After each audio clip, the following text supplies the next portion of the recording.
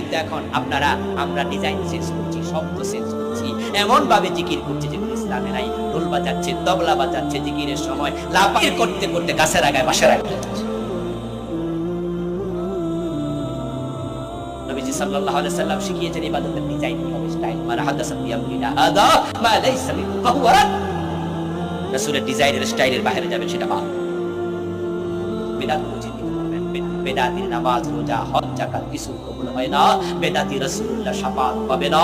হাউজে কাউসারের পানি থেকে বঞ্চিত হবে, রাসূল তাদেরকে হাউজে দেবেন। আল্লাহ তাআলা আমাদেরকে কুফর, শিরক, নিফাক, বিদআত, হারাম এই পাঁচটি দুটো আমলকে পরিত্যাগ করার তৌফিক দান করুন। সবাই বলুন আমিন। প্রিয় ভাইরা, আমার লেখা বইগুলো ড্রাইভার সাহেবের কাছে আছে গাড়িতে, রাস্তায়। জীবনে নিয়ে লিখেছি একটি বই, আখেরাত